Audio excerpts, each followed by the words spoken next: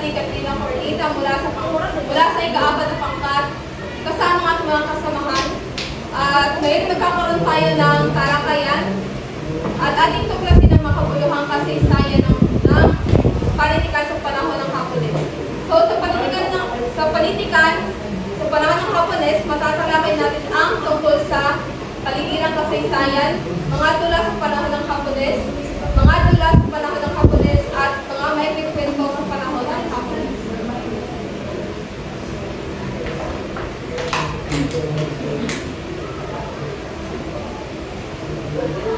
So, ang pananakot ng mga Hapon sa Pilipinas ay ang panahon sa kasaysayan ng Pilipinas mula 1942 hanggang 1995, noong ikalawang digmaang pandaigdig, kung kailan nilusog ng imperyo ng Hapon ng Pilipinas na dating tinatapanan o nasa ilalim ng kapangyarihan ng Estados Unidos. Habang nagaganap ang ikalawang digmaang pandaigdig, binumba ng hukbo ng mga sundalong Hapones ang Pilipinas noong Disyembre 8. Naganap ito isang araw pagkaraang bombahin ng mga Hapones ang Pearl Harbor sa Hawaii. So bilang panimula, ang panahong ito ng kasaysayan sa bansa at ng politikan ay tinagurian ditong panahon ng politikang Pilipino.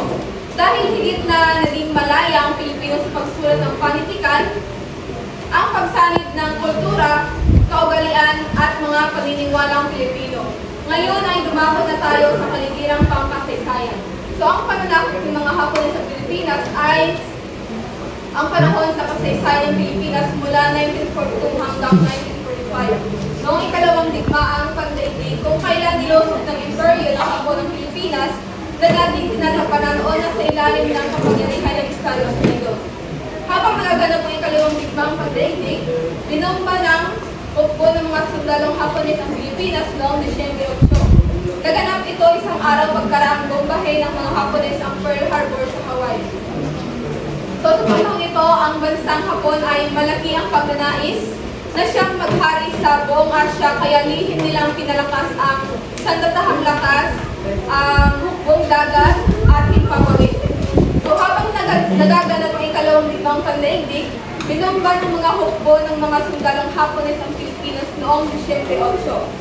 Naganap ito isang araw pagkaraang bombahin ng mga Hapones ang Pearl Harbor sa Hawaii. So pagkaraan ng mga linggo, umatras sina General Douglas MacArthur na kasama ang pamahalaan ni Manuel L. Quezon na noon ay nanunungkulan bilang Pangulo ng Pilipinas.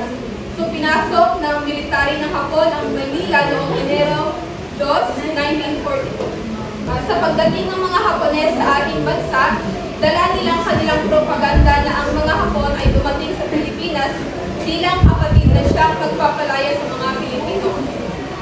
Ngunit talibas ang propaganda ang kanilang pinangangalandakan sapagkat laganap noon ang pagmamaltrato inabot ng mga Pilipino sa kamay ng Hapon. Pinatunayan ito ng mga salaysay ng mga dumanas ng karahasan, pagmamaltrato, paglulubog, pagpatay at ang pagpatay ng mga kaanak at paggagahasa. So, mayroong mga pinaniniwala ang tatlong pangunahing dahilan para sakupin ng mga Hapones ang Pilipinas.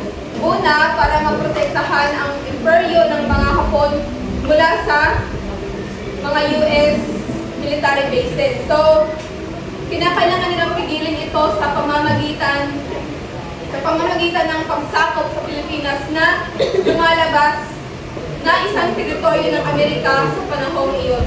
Ikalawa, ang Pilipinas ay nasa tugmang posisyon sa timog silangang Asya na kinakailangan ng mga Hapon sa kanilang pagkaganti sa katimugan. Makakatulong din ng malaki ito sa pagprotekta ng kanilang mga supply lines at para palakasin ang dispensa ng hukbong Hapon. At ikatlo, sa Pilipinas matatagpuan ang mga hilaw na materyales na kailangan ng bansang Hapon para sa digmaan. So, ang lahat ng ito ay para sa itataguyod ng dispensang pangmilitar ng mga Hapon at siyang kumukontrol sa pamamahala ng Pilipinas. So, gaya ng sinabi ko kanina, sinasabing ang panahon ng mga Hapones ay itinuturing na gintong panahon ng politikang Tagalog dahil higit na naging malaya ang Pilipino sa pagsulat ng panitikan. Kaya namamayagpag sa panahon ito ang kalipunan ng mga akdang binubuo ng mga maikling kwento, salaysay, tula at tula na nasusulat sa wikang Tagalog. So, nakakatulong ng malaki ang pagbabawal ng pamahalaang Hapones sa pagsulat ng anumang akda sa wikang Ingles, at dahil dito ang mga dating sumusulat gamit ang wikang Ingles ay gumaling sa pagsusulat sa Tagalog. So, pinagbabawal ng mga Hapon ang pagpasok ng mga Hollywood movies sa Pilipinas. Tayong mga lumang pelikulang Ingles at Tagalog lang mga paulit-ulit na ipinapalabas. So, nagpapalabas din ng mga pelikulang Hapon. Samantala, ang industriya ng pelikula sa panahon iyon ay maldado mula sa paggawa ng mga bagong pelikula. So, sa kabila nito, nagpatuloy ang pagsulat sa mga wikang Tagalog at Ingles na taglay ang diwang makabansa, bagamat hindi nakakarating lahat sa mga mambabasang Pilipino. So, masasabing ilang akda lamang sa loob ng mahigit na 3 taon ang nasulat mula 1942 hanggang 1945. So, tahasang ipinagamit ang Filipino sa mga paaralan bilang wikang pambansa at ang Ingles na wikang panturo sa mga batang nag-aaral.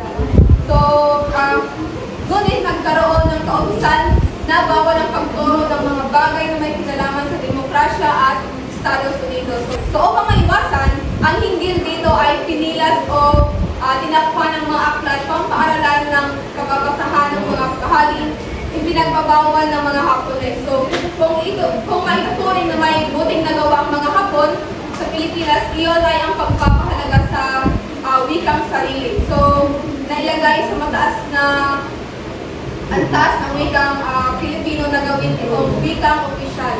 Dahilan sa pinamamahalaan ng Hapon ang paglalathala ng mga babasahin na susulat sa wikang panutubo o Ingles. Hindi na gaanong nabigyang pansin ng mga publisista ang pagkita ng salapi at kinalimutan na pansamantala ang patakarang pampanitikan. So, bagamat nasasabi ang panahon ito ay tigit ng pangangamba, takot, luha at dugo at kamatayan dahil sa mga panggagahasa, pagmamaltrato, pangbubugbog at pagpatay ng mga kaanak at panggagahasa ng mga Hapones. Linggo ito ay naging maunlad at lubusang namumulaklak sa panahon ng Hapones at ang naging karaniwang paksa ay buhay, kalawigan. So, may